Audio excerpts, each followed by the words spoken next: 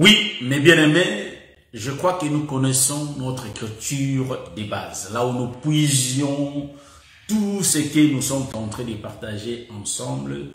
Aujourd'hui, c'est la 4e épisode. Ce qui m'étonne, même si à la manière des hommes, je dis que je vais faire 2 épisodes, mais quand le Seigneur commence à opérer, et cela prend quand même du temps. Là pourquoi, bien-aimés, je comprends l'écriture qui dit que nous ne marchons pas par la vue, mais nous marchons par la foi. Voyez-vous? Donc un chrétien ne voit pas seulement ce qui frappe les yeux, frère. Voyez-vous? Mais un chrétien croit ce qu'il entend. Hein? Donc notre foi est produite par la parole de notre Dieu. Nous allons lire rapidement les Écritures. 1 Roi chapitre, vous voyez, 1 Roi chapitre 11, le verset 30 à 33, que je vais répéter. Ici il y a beaucoup, mais bon, colossons. Que le Seigneur nous soutienne. Voilà. Achija saisit le manteau neuf qu'il avait sur lui, les déchirant en 12 morceaux, et dit à Jéroboam, prends pour toi 10 morceaux, car ainsi parle l'Éternel, les dieux d'Israël. Voici, je vais arracher le royaume de la main de Salomon, et je te donnerai 10 tribus. Mais il aura une tribu, à cause de mon serviteur David et à cause de Jérusalem, la ville que j'ai choisie sur toutes les tribus d'Israël. Et c'est là parce qu'ils m'ont abandonné et se sont prosternés devant Astarté, divinité des Sidoniens, devant Kemosh, dieu de Moab, et devant Milcom, dieu des fils d'Ammon, et parce qu'ils n'ont point marché dans mes voies pour faire ce qui est droit à mes yeux et pour observer mes lois et mes ordonnances comme l'a fait David, père de Salomon. Amen. Bon, avant de commencer, ici, quand nous avons fait notre lecture, ici, le Seigneur dit qu'il va laisser une seule tribu pour Salomon. Ah, bon. En réalité, Dieu ne comptait pas Salomon, voyez-vous? Non, parce que Salomon, c'est déjà Judas. Voyez? Donc, lui dit que Judas, c'est le roi. Je te laisse une seule tribu à conduire. Voilà pourquoi il ne faut jamais contester. Quand nous disons que c'est Judas qui est l'homme, ce n'est pas des choses fabriquées, frère. Car Judas, c'est le roi. Voilà pourquoi ici, Dieu dit noir sur blanc. Je salue mon bien-aimé, on vient de commencer. Mon bien-aimé Jean-Marie Okitolé, là, que le Seigneur vous bénisse. Un homme bourré de la connaissance. Que le Seigneur vous bénisse. J'ai dit ici que, j'ai bien dit, Dieu a dit, à Roboam, il donne 10 tribus. Oh, j'ai vu qu'il y a le docteur Adela Ndaye qui est connecté.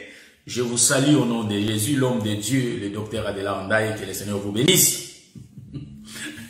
Voilà, donc nous allons continuer.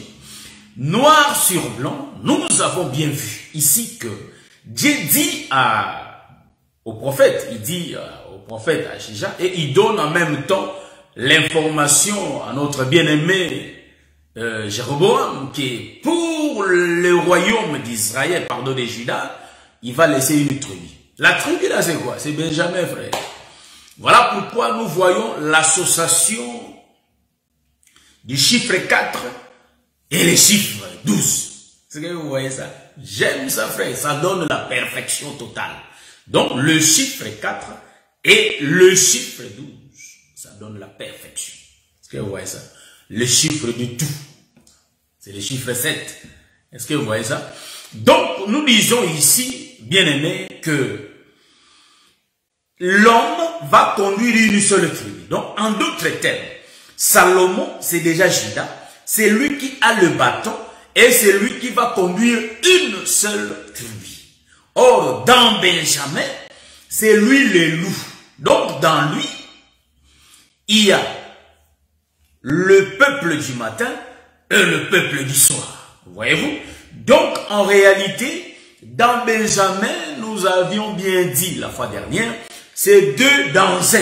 Voilà pourquoi le 4e fils, qui est la louange, il va prendre le bâton de commandement pour diriger, pour conduire Benjamin. Est-ce que vous voyez ça? Bon, ça, nous avons donné l'avant-goût. Maintenant, nous allons entrer profondément dans notre enseignement pour décortiquer beaucoup de choses cachées.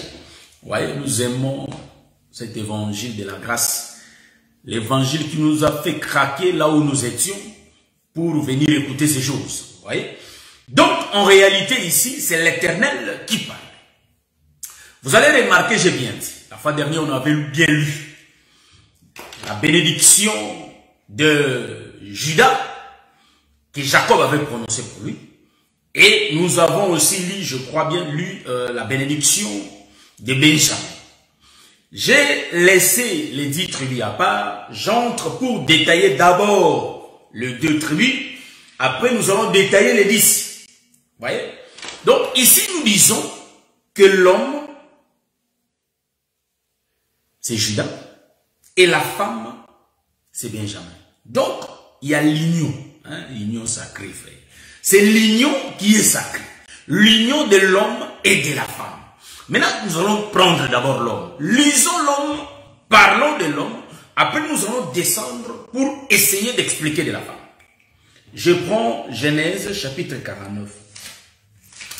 Donc, Genèse 49, ici.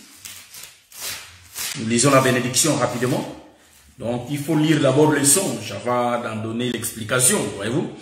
Je prends les versets 9 à 10. Judas est un jeune lion. Tu reviens du carnage, mon fils. Il ploie les genoux, il se couche comme un lion, comme une lionne, qui les fera lever. Les sceptres ne s'éloignera point de Judas, ni les bâtons souverains d'entre ses pieds. Ça, j'aime quand le docteur Adélard l'a expliqué. Jusqu'à ce que vienne le Shiloh et que le peuple lui obéisse. Bon, voilà. Jusqu'à ce que vienne le Shiloh et que le peuple lui obéisse. Voyez-vous? Donc, Judas ici garde le bâton des commandements. J'aime ça. Donc, bien aimé, ici nous voyons que le lion c'est Judas. C'est Judas qui est l'homme. Or, l'homme, il était seul dans les jardins. Mais Dieu avait dit, il n'est pas bon que l'homme soit seul. Il faut que Dieu crée une femme pour l'homme. Voilà pourquoi il ne sera pas bon que le roi reste seul. Voilà pourquoi Dieu va donner au roi une tribu à conduire. Mais quand nous regardons la bénédiction, l'homme de Dieu Jacob qui parlait. Jacob c'est Dieu lui-même. Hein, c'est l'ombre du Père lui-même qui va parler. Là, Jacob va dire quoi? Jacob dit, hein, pour Benjamin, il dit quoi? Je touche maintenant Benjamin. Pour Benjamin, il dit, nous sommes en train de lire, on va expliquer. Pour Benjamin, il dit, Benjamin est un loup qui déchire les matins, il dévore la proie, et le soir, il partage le butin. Voyez-vous? Donc, en réalité, Benjamin est un loup. Aïe, aïe, aïe. Décollons, décollons, décollons. Hein, j'essaie de décoller, mais on dirait comme si ça freine. Ouais, nous allons décoller, frère. Donc, nous sommes en train de réunir nos forces parce que les gens qui sont exercés à faire les vols, hein, comme les fusées, nous allons monter. Ouais. Donc, en réalité, ici, nous sommes en train de réunir des forces. Voyez. Ici, nous disons ceci, frère, que Benjamin est un loup. Ok, Benjamin est un loup. J'ai tourné pour donner un autre aspect de Benjamin. Au lieu de continuer que Benjamin c'est une femme, la fois dernière j'avais expliqué. Je peux tourner, virguler, on dit ça. On peut mettre la virgule pour essayer de continuer pour expliquer Benjamin. Benjamin qui revient du carnage. Donc c'est un homme. Benjamin étant un homme, il revient du carnage. Benjamin fait le mouvement de déchirer les matins. Voyez-vous? Donc, celui qui déchire la proie le matin, c'est un loup. Or, le loup, là, c'est un animal sauvage. Voyez-vous? Donc, nous disons que ce qui avait détruit le peuple, en réalité, c'est l'animal sauvage qui est la loi. La loi vient, il déchire les matins. Voilà pourquoi nous disons que, pour voir ce mouvement, il faut toucher Judas. Hein? Judas, il va avoir une concubine, frère. Mais Judas va déchirer, va couper, démorceler. Il va couper cette femme en morceaux, en 12 morceaux. Voyez-vous? Pendant que Judas coupait la femme, en réalité, c'était un loup qui déchire le matin, frère. Bon, selon le mouvement, si nous lisons les Écritures noir sur blanc, nous allons voir que quand Judas coupait, je crois que c'était la loup. La nuit, toute la nuit, on a abusé de la femme. Et le matin, on remet la femme. Judas lui coupe. Voyez-vous? Donc, Judas qui coupait la femme en 12 morceaux, en réalité, c'est le loup qui déchire le matin. Donc, le paix qui coupait la femme, ce sont les griffes du loup. Est-ce que vous m'avez vu? Ce sont des griffes du loup qui déchirent la proie. Qui est cette proie? C'est la femme. Voilà pourquoi la proie dont le prophète parlait ici, la proie là, en réalité, c'est la femme qui vient le soir. Voyez-vous? La femme là, c'est le Seigneur Jésus-Christ, frère, qu'on a vendu à 30 cycles. Est-ce que vous voyez ça? Donc, ça j'aime. Donc, nous avons bien dit, je répète un peu, nous avons bien dit, que les couteaux, l'épée, les couteaux, voyez-vous, tout ce que nous disons tourne tout autour de la parole. C'est pourquoi Dieu, c'est un bon orgueil qui aime avoir tout. Hein? Toutes les honneurs, c'est lui.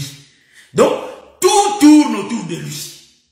C'est lui, Elohim, voyez-vous. Donc, en réalité, les griffes du loup, hein, c'est Judas. Il déchire les matins. Ici, je peux y aller même loin. Donc, je fais la marche comme le Saint-Esprit. Je vais prêcher en désordre. Aujourd'hui, je vais parler en désordre. Donc, je ne vais pas respecter les ordres. Moi, sauf que le borne que je ne vais pas enlever. Je garde le borne, mais je vais parler en désordre. Donc, en réalité, les griffes, je donne quelques sens. Donc, Benjamin, comme étant un loup, c'est lui qui coupe la femme, qui démorcelle la femme. En réalité, nous avons dit, ou soit je vais dire aussi que cet homme de Benjamin, qui est le loup, qui déchire les matins, il nous montre déjà que, en réalité, moi, je vais couper l'animal. La proie, je vais le déchirer le matin. Mais pour le distribuer, il faut que ce soit le soir. Voyez-vous? C'est pourquoi, vous allez voir aussi, nous allons ensemble, mollo, pour aller voir les bien-aimés Samson. Les bien-aimés Samson qui regardent la proie qui est le lion. Il dit que moi étant Benjamin, je vais déchirer, comme je déchire les matins. Il arrive devant le lion, il va déchirer les lions. C'est le matin qu'il va déchirer. Mais il va partager le butin que le soir. Donc, parce que quand il déchire les lions, quand il déchire la proie, il sait bien que dans la proie, en réalité, il y a le miel dedans. Est-ce que vous voyez ce que je dis? Donc, il savait que quand je vais déboursoler la femme, en réalité, dans la femme, il y a des richesses, il y a des biens, il y a la parole qui va sauver le peuple. Mais pour que le peuple soit sauvé, il faut que je coupe la femme. Hein, voyez-vous? Donc, est-ce que vous voyez ce que nous sommes en train de dire? Mais les mouvements là, nous avons aussi la capacité de chuter dans les jardins pour aller expliquer ça dans les corps d'Adam. Donc là, nous allons bien voir. C'est pourquoi j'ai bien dit. Il y a d'autres mouvements pour le voir. Il faut rentrer dans l'ombre, frère. Hein, voyez-vous que c'est dans l'ombre qu'il y a les songes. Donc les songes non expliqués, c'est dans l'ombre. Donc les songes expliqués, c'est dans la réalité. Parce que le corps est en Christ, frère. Est-ce que vous voyez ça? Mais nous disons aussi que cet homme a parlé le matin notre langage, le soir notre langage. Vous voyez? Donc cet homme a le langage de Benjamin. Donc ici nous expliquons Benjamin. Donc Benjamin c'est Samson qui voit déjà les lions. Il regarde que moi je te déchire le matin parce que tu es le lion. Je te coupe le matin, je te déchire. Comme je te déchire comme ça, mais en réalité le soir je vais partager le butin. Je vais revenir encore sur Samson. Je vais faire 2, 3 tours. 3 tours, 4 tours, mais sous d'autres formes. Vous voyez? C'est ça, virgulé dans les Écritures. Voir beaucoup d'aspects dans les Écritures. Donc nous comprenons que quand Samson déchire les lions, c'est le matin. Mais quand il va prendre du miel pour aller donner à ses parents, en réalité c'est le soir. Donc c'est Benjamin. Bon, cherchez encore Benjamin. C'est Adam qui est Benjamin. Adam étant Benjamin, qu'est-ce qu'il fait? Dieu regarde, il dit, donc Dieu c'est Samson. Il dit, mais toi les lions. Donc il voyait Benjamin comme il voyait Adam les lions. Il dit, je vais te déchirer. Dieu vient, il déchire Adam pour sortir la côte. Voyez-vous? Donc la côte, quand la côte sort, il dit que moi je vais partager au peuple la côte. Donc nous comprenons qu'il prend la côte parce qu'il y avait une terre là-bas qui n'avait pas de vie. Mais pour que la terre là soit sauvée, il faut qu'il donne l'os. C'est pourquoi vous allez comprendre que Joseph disait à ses frères, je sais que le Seigneur va vous visiter, mais quand vous allez partir, il faut amener mes os. Voyez-vous? Donc nous comprenons que l'os là qu'on appelle F, ici, c'est l'autre autoroute, il ne faut pas comprendre ça comme ça. Comprenez comment je suis en train d'expliquer. Donc, les os de Joseph, c'est ça la côte qu'on a retirée d'Adam. Voyez-vous? Qui va accompagner une terre qui n'avait pas de vie. La côte va accompagner la terre. En d'autres termes, là où ils vont monter à Canaan, en réalité, pour qu'ils soient accueillis, il faut la présence des os. Est-ce que vous voyez? Les os de Joseph, c'est ça la doctrine, frère. Est-ce que vous comprenez ça? Les os de Joseph, en réalité, c'est ce qui est reconnu là-bas. Donc, pour que Adam puisse reconnaître l'homme comme lui-même, il faut que l'homme là ait son os. Est-ce que vous voyez ça? C'est ce que je suis en train de dire. Donc, en réalité, vous allez comprendre que le miel qui était sorti du lion, nous disons que c'est l'os qui était sorti d'Adam. Est-ce que vous voyez ça? Parce qu'il y avait Ève quelque part. Bon, il ne faut pas me dire que mais Ève c'est l'os. Nous disons amen, frère. Mais il faut suivre l'autoroute. Parce que si on ne change pas de bande d'autoroute, on va mourir. Est-ce que vous voyez ça? Donc nous comprenons que la formation d'Ève a été soutenue par l'os. Donc sans l'os, Ève ne pouvait pas exister. C'est pourquoi nous aussi, étant la chair, sans Christ qui est l'os, nous ne pouvons pas vivre. Voyez-vous? Si nous vivons, c'est grâce à lui. Si nous existons, c'est grâce à lui. Car c'est lui qui est l'os. Donc c'est lui le fondement. Est-ce que vous voyez ça? Voilà. Nous sommes en train de continuer.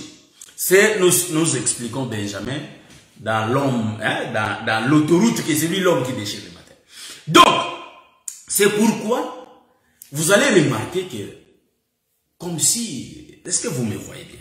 Donc, le peuple n'a pas mangé, donc, un peuple, bon voilà. Le peuple n'a pas mangé le matin. Donc, le matin, il n'y avait pas la nourriture. Parce que le matin, c'est là où le prophète travaillait. Donc, il n'avait pas le temps de distribuer la nourriture pour que le peuple soit sauvé.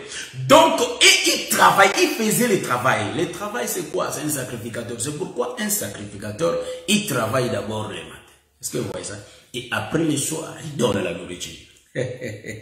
En d'autres termes, le sacrificateur, il coupe l'agneau. Mais lui-même va manger après. Donc, le sacrificateur étant le travail. C'est lui-même aussi le peuple. Est-ce que vous m'avez vu dans l'autoroute? Bon, nous avons aujourd'hui un peu beaucoup à dire. Nous allons continuer. Nous avons dit qu'en désordre. Voilà. Donc, ici, vous voyez Benjamin. Nous sommes en train d'expliquer Benjamin. Donc, le miel là qui sort, c'est ça l'os d'Adam. C'est ça l'os qui est sorti d'Adam. Voyez-vous? Donc, en réalité, quand Judas coupait la femme, il y avait l'eau et le sang qui sortaient. Or, la véritable femme qu'on coupait, on lui a coupé sur la croix, frère. Est-ce que vous voyez ça? Donc, sur la croix, on avait vu qu'il y avait un peuple qui était là. Le peuple qui était là. Il faut que le peuple soit sauvé. Donc, Adam dans les jardins, c'est Jésus sur la croix. Bon. La montagne de Golgotha, c'est ça les jardins d'Éden. Est-ce que vous voyez ça? C'est ça les jardins d'Éden. Et dans les jardins d'Éden, vous allez comprendre qu'il y avait la croix, frère. J'aime ça, frère. Il y avait la croix dans les jardins. C'est pourquoi Adam était crucifié. Dieu crucifie Adam. Quand il va crucifier Adam, il va la lever la côte. Ouais. Donc c'est Dieu qui a fait ce service-là. Bon, nous rentrons à Golgotha. Un petit voyage à Golgotha. Bon, nous sommes là à Golgotha. Nous allons voir à Golgotha, nous voyons qui? Le Seigneur sur la croix. Ah, donc le Seigneur était sur la croix. Bon, comme le Seigneur est sur la croix, en réalité, quand nous regardons, un soldat va dire que non, non, non, cet homme-là sur la croix, il faut que je lui perce la côte. Est-ce que vous voyez ça? Est-ce que vous voyez ça? Bon, il faut que je lui perce la côte. Bon. Jésus sur la croix, il va être percé. Qu'est-ce qui va sortir? Nous rentrons chez la femme dont Judas avait coupé. Il y avait la présence du sang. Est-ce que vous voyez ça? Bon, nous rentrons à Golgotha. À Golgotha, quand Jésus sera percé, or les soldats romains, c'est un étranger frère. Est-ce que vous voyez ça? Il a percé le Seigneur. Bon, nous disons que, en réalité, nous disons que quand les deux anges étaient partis à Sodome et Gomorrhe, en réalité, ils étaient des étrangers. Ce sont des gens qu'on ne voyait pas là-bas. Donc nous voyons que les soldats romains, c'est l'ombre du Père, l'ombre de Dieu lui-même, qui perce la côte de son fils. On va le démontrer dans les Écritures. Dans l'ombre, il y en a beaucoup même. Vous voyez? C'est ça les soldats romains. Ils percent la côte et il y a qu'est-ce qui va sortir? Il y a que le sang qui va couler avec de l'eau et le sang qui sort. Est-ce que vous comprenez? J'ai salué mon bien-aimé frère François. Non, il dormait. Le sommeil, en réalité, c'est la mort. Est-ce que vous voyez ça? Donc, quand Adam dort, Adam était mort. Donc, Jésus sur la croix était mort, il dormait. Est-ce que vous voyez ça? Donc, en réalité, le sang qui sort. Donc, le sang qui sort, le sang provenait du ciel. C'est pourquoi l'homme de Galilée ne pouvait pas mourir sur la terre. Il faut qu'il meure dans le ciel. Donc, il meurt dans la maison. C'est dans la maison. C'est pourquoi vous allez comprendre que je rentre dans le livre d'Exode chapitre 12. Moïse dit, prenez l'agneau. L'agneau doit être tué dans la maison. Mangez dans la maison, frère. Est-ce que vous comprenez? Donc, les gens qui devraient être sauvés, il faut qu'ils soient là. Ils étaient là au bas de la montagne. Ils regardaient. Est-ce que vous voyez? Parce que quand ils vont percer la côte de Jésus, il y a le sang qui va se disperser, s'éparpiller. Voyez-vous? Ça va tomber sur un peuple, frère. C'est pourquoi Moïse va prendre le sang et il va commencer à se percer chez le peuple. Est-ce que vous voyez ça? Le sang de l'animal. Donc Jésus sur la croix, il a fait aussi. Donc c'était la pluie qui tombait du ciel. Or la pluie qui tombait du ciel, nous voyons Ésaïe 55, pour féconder la terre. La terre, c'est tout un peuple qui était là. Donc sur la croix, Jésus, le ciel, faisait tomber la pluie. Est-ce que vous remarquez? La pluie du sang, pour que nous soyons sauvés. Est-ce que vous voyez ça? Ainsi que nous disons que l'évangile éternel, c'est l'évangile qui nous ouvre les yeux, frère. Est-ce que vous voyez? Donc, j'ai bien dit qu'on va marcher mollo mollo. Mollo mollo jusqu'à comprendre beaucoup de choses dans la profondeur. C'est un peu ça. Donc, là, nous sommes en train d'expliquer Benjamin. Est-ce que vous voyez ça? Tout ça, c'est l'explication de Benjamin. Ah, bon. Je crois que si on continue Benjamin ne va pas finir. Bon, nous allons virguler encore. Nous faisons une virgule pour expliquer quoi? Attaquons maintenant Benjamin même. Nous tournons la face de Benjamin. Parce que dans les jardins, il y avait le milieu. L'arbre était au milieu. Mais l'arbre, il y avait l'arbre de vie et de la connaissance du bien et du mal. Vous voyez? Donc, c'était Moïse et Jésus dans les jardins. Ils étaient là dès le commencement. Ici, on est en train de faire l'association du chiffre 4 et le chiffre 12. Bon. Chiffre 12, c'est le dernier. Le chiffre 4. Or, le chiffre 4, avant que j'explique Benjamin dans l'autre sens, le chiffre 4 nous explique le soleil qui a été créé le 4e jour. Ça sert à éclairer. À éclairer qui? La terre. Est-ce que vous comprenez? C'est ça, Judas, qui va éclairer Benjamin. En d'autres termes, Benjamin ne connaît pas la route, mais c'est Judas qui connaît bien la route. là où habite Joseph. Est-ce que vous voyez ça? Bon, je précède déjà, je donne des types. Tac, tac, là où je vais arriver. Bon. Judas, c'est lui le soleil. Le soleil sert à apporter la lumière au peuple. Quel peuple? La terre. Donc nous voyons, le soleil est le 4e, mais il conduit le 12e. Le 12e, c'est la terre. Hein? Donc c'est le chiffre 12, la terre. Bon. Le soleil créé le 4e. Est-ce que la terre a été créée le 4e jour? Non. La terre a été créée. Vous savez que je l'ai dit et je le répète. Si le Seigneur nous fait la grâce d'avoir la révélation, on peut répondre à toutes sortes de questions. Maintenant, regardez ici. Les chiffres 12, c'est Benjamin. Je parle de chiffres. On fait l'association du chiffre 12 et le chiffre 4. Donc, Dieu réunit 4 et 12. Mais c'est le 4e, le chiffre 4, qui est le commandant. C'est lui qui apporte la lumière. Bon. C'est lui qui reçoit la lumière. En réalité, c'est Benjamin. Le chiffre 12. J'ai bien dit, le soleil a pour l'objectif d'éclairer la terre. Qui est la terre? C'est Benjamin, la terre, par rapport à notre autoroute. C'est le chiffre 12. Qui est la terre? Mais en réalité, si nous rentrons dans l'ordre de la création, Benjamin, la terre n'a pas été créée après le soleil. La terre a été créée avant le soleil. Bon. Mais pourquoi le soleil, le 4e, va diriger la terre qui a été créée le premier? Bon, nous avons la révélation. Nous rentrons. Nous allons comprendre que et le 4e et le 12e, c'est la même personne, mais qui fait le manœuvre. Est-ce que vous voyez ça? Il fait des manœuvres. C'est pourquoi quand il faisait des manœuvres, il parle, vous êtes mes frères. Et il commence, vous êtes mes amis, vous êtes mes frères.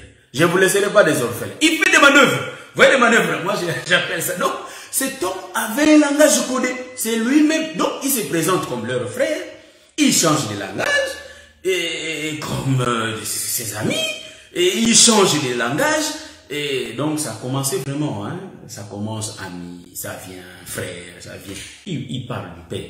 Donc, en réalité, il est père. S'il ne voulait pas leur laisser des orphelins, en réalité, c'est lui le papa qui va laisser les enfants, les orphelins. Les orphelins, c'est des disciples, des apôtres. Donc, en réalité, Jésus était le Père. Donc, c'est lui qui fait des manœuvres, c'est lui-même. Nous rentrons pour expliquer les chiffres 12 qui est Benjamin par l'ordre de la création. La Bible dit qu'au commencement, Dieu créa les cieux et la terre. Voyez-vous? Donc, Dieu va créer le soleil et la terre. Donc, c'est le ciel, parce que le soleil n'habite pas sur la terre. Est-ce que vous voyez ça? Nous rentrons pour expliquer. Dieu créa les cieux et la terre. Bon. Mais il y avait un problème avec la terre, pas avec le ciel. Le ciel avait déjà de la forme. Mais c'est la terre qui était informe et vide, voyez-vous? Mais nous rentrons pour expliquer, il fallait qu'il fasse du travail pour la terre. C'est pourquoi le soleil va faire beaucoup de travail, éclairer la terre. Donc, côté à terre, en d'autres termes. Prêcher la terre. Donner des enseignements à la terre pour que la terre change. Vous voyez? Nous rentrons pour expliquer que, au commencement, c'était Dieu lui-même qui est le ciel et Dieu lui-même qui était la terre. Est-ce que vous voyez ça? Donc Dieu va faire le mouvement. Je suis en train d'expliquer 12, dirigé par les 4e. Or, la terre était le premier. C'est pourquoi la Bible dit que c'est lui qui était le premier, mais il vient en dernier. C'est Jésus qui a fait des manœuvres. C'est lui qui était avant tout le prophète. C'est la terre qui a été créée avant le soleil. Mais en réalité, il vient après. Donc, je vais expliquer, c'était Dieu lui-même. Donc, Dieu étant le ciel, il descend sur la terre et il se reproduit, étant Adam. Est-ce que vous voyez ça? Dieu, en réalité, qui est le ciel, il descend, il se reproduit sur la terre. Donc, lui le premier, il vient se reproduire étant le dernier. Est-ce que vous comprenez ça? Je crois que c'est compris. Donc, je suis en train d'essayer de marcher mollo pour essayer d'expliquer, de comprendre les choses. Vous voyez? Donc, ça, c'est l'explication de Benjamin. Est-ce que vous voyez? Donc, en réalité, le chiffre 4, il conduit. Donc, le soleil éclaire la terre. Donc, le roi, c'est le soleil. Car l'Écriture dit aussi dans le livre de Psaume 84, le verset 12, Dieu est un soleil et un bouclier. Donc, le soleil, c'est Dieu lui-même. Voyez-vous? Donc, c'est Dieu lui-même qui est le roi, c'est lui le soleil. Bon, tournons pour comprendre la deuxième face de Benjamin. On a expliqué Benjamin étant l'homme qui fait le travail le matin, qui déchire. Donc, voyez-vous? Et qui distribue le soir. On a vu Samson, on a vu sur la croix. Donc, en réalité, quand on déchirait Jésus, c'était le matin. Bon. Ici, j'ai rigolé. Pourquoi? Parce que on s'est virgulé pour donner le sens. Il ne faut pas prendre. Jésus a été crucifié vers le soir. Nous disons Amen. Donc, je mets le balustrade pour que nous ne tombions pas. Nous disons Amen. Mais si nous montons encore plus loin, hein, c'est pourquoi quand le frère Paul était monté, il avait voyé des choses qu'on ne peut pas voir, qu'on ne peut même pas expliquer. Est-ce que vous voyez ça? Donc, en réalité, il a entendu des choses qu'on ne peut pas expliquer. Voilà.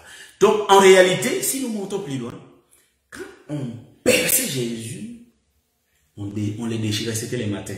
Donc, on perce par les soldats le matin. C'est les sacrificateurs qui coupent l'animal le matin et en réalité, ils mangent le soir.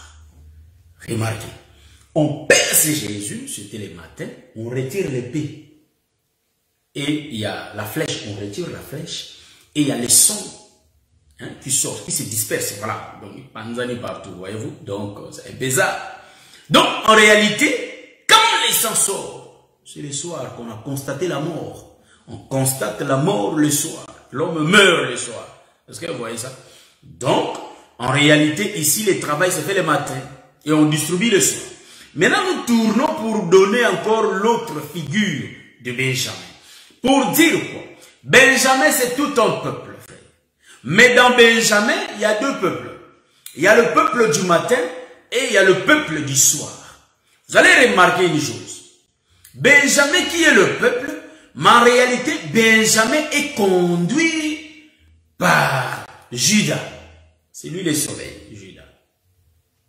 Benjamin qui est conduit par le soleil, cet homme de Benjamin, dans lui, il y a deux peuples. C'est pourquoi Dieu avait bien dit, je vais lui laisser qu'une seule tribu. Donc, pour Jésus, il laisse qu'une seule tribu. Mais pour Moïse, il lui laisse 10.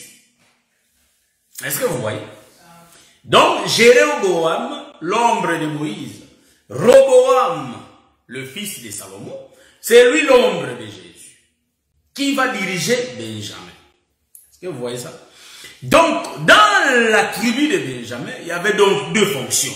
Ils ont les fonctions de couper et ils ont les fonctions de distribuer. Hein? Donc, c'est ce que les mamans font. Hein? Ils préparent d'abord, quand ils préparent les mamans, c'est le premier temps. Et le deuxième temps, c'est la distribution. C'est pourquoi nous disons que dans les Écritures, il n'y a pas 3 temps, ni 4 temps, ni 5 temps. Nous avons que 2 temps.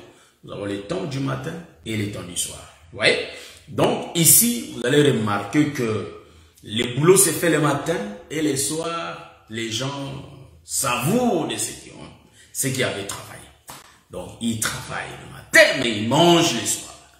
Voilà, rentrons dans l'enseignement. C'est tout un peuple qui détient deux fonctions. C'est ça, Benjamin. Le peuple qui travaille dur, c'est Marthe qui travaille dur. Pendant que Marthe travaille dur, mais Marie est là pour écouter, hein, pour entendre. Donc Marie avait l'oreille exercée pour écouter Christ. C'est pourquoi nous disons que pendant les temps du travail, c'était le matin. Marie ne pouvait pas travailler parce qu'elle vient, elle mange.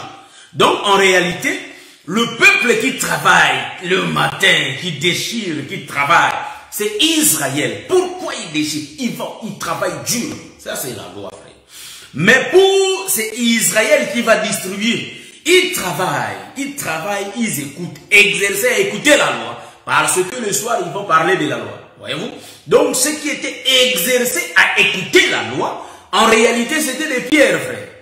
Israël qui écoutait la loi, Israël qui faisait le travail. Écoutez Christ. Voyez-vous? Hein? Donc, écouter Christ, c'est manger Jésus. Hein? C'est lui qui ne mangera pas mon corps et qui ne boira pas mon sang. Il faut voir ici. Donc, il ne faut pas mettre mot en mot selon l'explication. Nous sommes en train de voir la révélation ici. En réalité, quand des pierres écoutaient Jésus, c'est ce que Jésus disait, que celui qui ne mangera pas mon corps et ne boira pas mon sang n'aura pas la vie en lui-même. Donc nous disons que il mangeait, hein, en d'autres termes, il mangeait Jésus, il coupait Jésus, il travaillait Jésus. Pourquoi? Parce qu'ils vont distribuer Jésus le soir. Donc ils travaillaient sur Jésus pour nous distribuer vers le soir. Donc en réalité c'est le même peuple qui est Benjamin, mais Benjamin le matin il fait du travail. Mais le soir il va, hein, voyez l'autoroute que je suis. Le soir il va faire le mouvement de distribuer. Comment? Je l'ai dit ici, c'est le même peuple. Mais le soir, il fait le mouvement de distribuer. C'est Pierre qui dit, quand il mange la loi, il va dire quoi? Il va dire que Dieu l'a dit par les prophètes. Donc Pierre avait la connaissance de la loi. Voyez? Donc c'est le temps qui déchirait, qui mangeait. Qui déchirait. Bon. Si je dis manger, je vais faire la tautologie. Qui déchirait? Pierre déchirait le matin. Donc il travaillait le matin. Son travail était de connaître la loi. Parce que quand il va distribuer Jésus, Jésus n'est pas distribué seulement seul, mais Jésus est distribué et Jésus et Moïse, la loi ensemble. Est-ce que vous voyez ça? Ça, en réalité, c'est Benjamin qui est le peuple dans lui. Le matin, il est Israël et le soir, il est le peuple des nations. C'est le même peuple. C'est pourquoi et Israël et le peuple des nations sont conduits par Jésus. C'est ça une tribu que Dieu a laissée pour Salomon. Donc pour Roboam. Roboam, le véritable Roboam, c'est le Seigneur Jésus-Christ, dont Dieu a donné Israël et nous.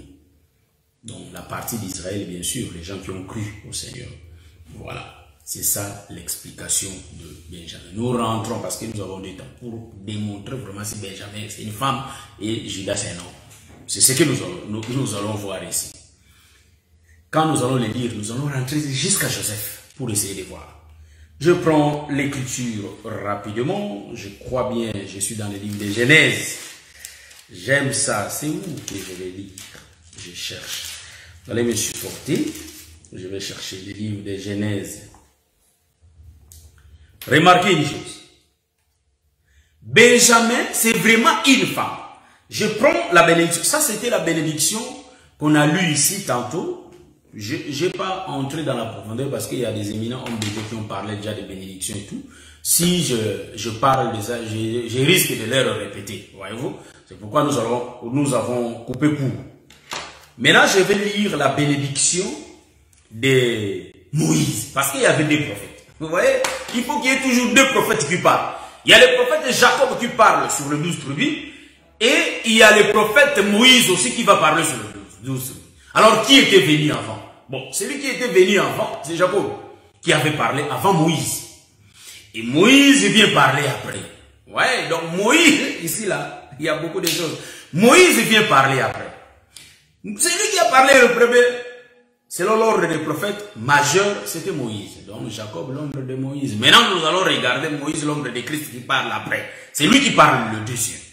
Bon, voilà. Prenons ça. Je prends le livre de Deutéronome, chapitre 33, si je ne me trompe pas. Je suis déjà parti vers les 1 Samuel, et c'est quoi ça? Donc je prends Deutéronome, 5e livre de Moïse, chapitre 33. Donc, je vais prendre la bénédiction de Jacob. La bénédiction de Jacob sur Juda. Hein? Ouais, bénédiction de Jacob sur Juda, après bénédiction de Juda et de Moïse, pardon, sur Benjamin. Voilà, voici, donc nous sommes dans le livre de Deutéronome, chapitre 33, le verset 7. Voici sur Juda ce qu'il dit, donc ce que Moïse dit sur Juda. Écoute, ô Éternel, la voix de Juda et ramène-le vers son peuple. Ça j'aime. Ramène-le vers son peuple. Que ses mains soient puissantes. Et que tu lui sois en aide contre ses ennemis. Donc, Juda a un ennemi. Donc, nous remarquons que Juda aura beaucoup d'ennemis. Mais il faut que Dieu lui vienne en aide. Voyez-vous? Donc, il dit ici, voici sur Juda ce qu'il dit. Ça, c'est le prophète Moïse qui dit. Il dit, écoute, ô Éternel. Donc, le prophète Moïse s'adresse à Dieu, à l'Éternel. Il dit, la voix écoute, ô Éternel, la voix de Juda et ramène-le vers son peuple. Que ses mains soient puissantes et que je lui sois en aide contre ses ennemis. Faisons directement la lecture pour Benjamin. Benjamin, il faut voir le verset 12. Sur Benjamin, il dit, c'est le bien-aimé de l'Éternel. Hein, donc Benjamin, c'est le bien-aimé de l'Éternel. Ça, j'aime ça. C'est le bien-aimé de l'Éternel. Il habitera en sécurité auprès de lui. Auprès de qui? Auprès de l'Éternel, frère. Donc, voilà, j'aime ça. Donc, sur Benjamin, il dit, c'est le bien-aimé de l'Éternel. Il habitera en sécurité auprès de lui. L'Éternel le couvrira toujours et résidera entre ses épaules. Ça j'aime, ça j'aime, ça j'aime, ça j'aime. Voilà. Bien aimé, vous allez comprendre que ici, j'ai aimé la bénédiction de Moïse sur Benjamin. Il dit que Benjamin habitera en sécurité. L'Éternel le couvrira toujours. Et Benjamin là va résider sur les épaules du Seigneur. Et ouais, ou soit le Seigneur va résider sur ses épaules. Attends, je vais regarder pour que je comprenne bien l'écriture. Parce que quand on ne comprend pas même la lecture, si on fait mal à la lecture, on risque de mal interpréter, frère. Est-ce que vous voyez ça? Donc rapidement ici. On va voir. La Bible dit que, hein, c'est aujourd'hui que je l'ai lu, il dit que, et résidera entre ses épaules. Oui, oui, c'est Benjamin qui va résider entre les épaules du Seigneur. Voilà. Donc Benjamin, sa demeure sera les épaules du Seigneur. Voilà, il va résider là-bas. Remarquez la lecture. L'Éternel va exaucer la voix de Juda. Ô Éternel, donc l'Éternel puisse exaucer la voix de Juda. Or, si nous rentrons dans l'ancienne alliance, si nous rentrons dans l'ancienne alliance, nous allons voir celui qui parlait comme Moïse. En réalité, c'était bien Salomon qui était dans le temple.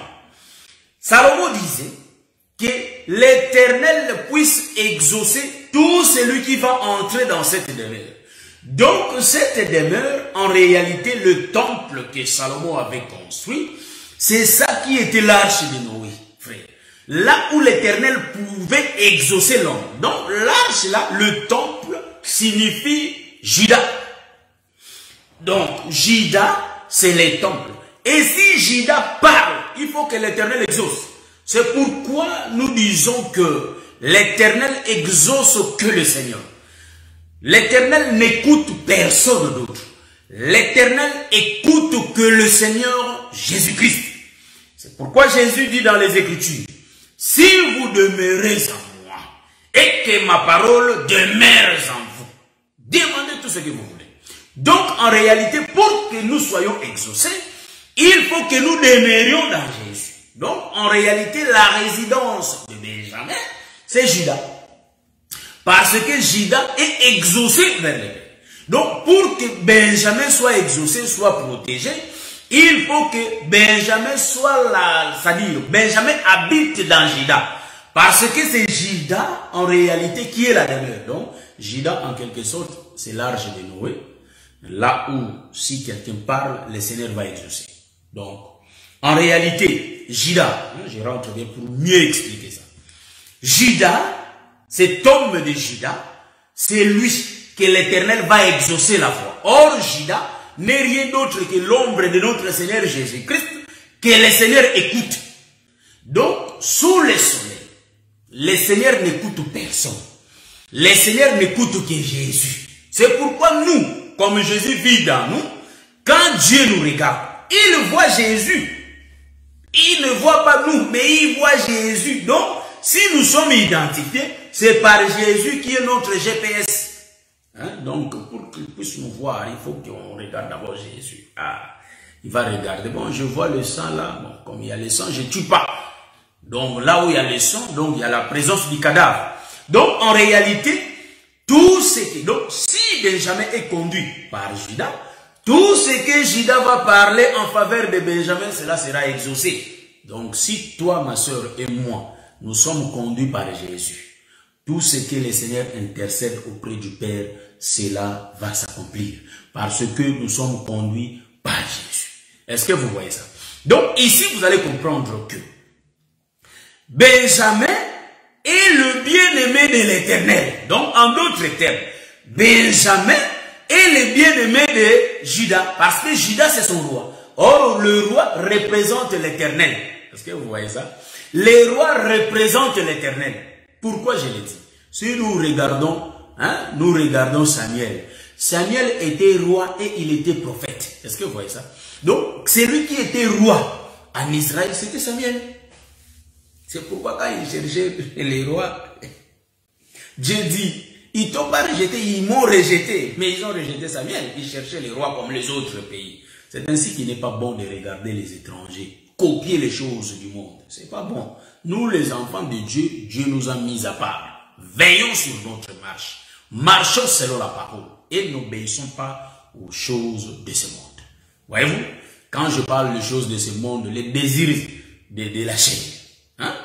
N'obéissons pas à ça. Je rentre dans mon enseignement. Bon, moi, depuis que je volais, je ne descends pas. Bon, je vais descendre après.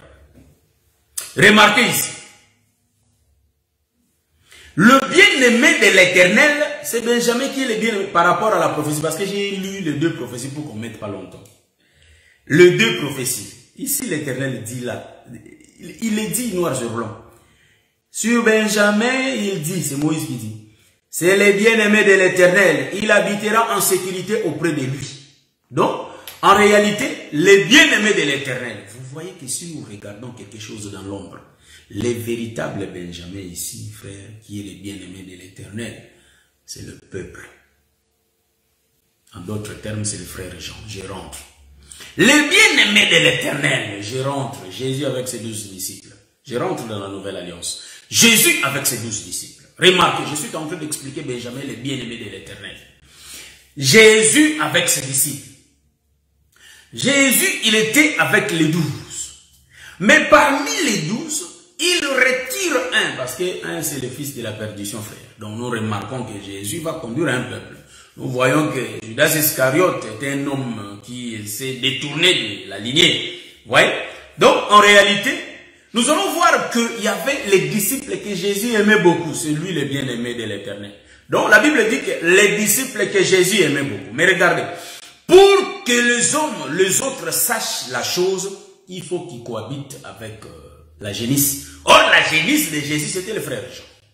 Donc, en réalité, sa demeure, c'est les épaules de l'Éternel. Est-ce que vous voyez ça? C'est ça, sa demeure. Donc, la demeure, je vois Jean.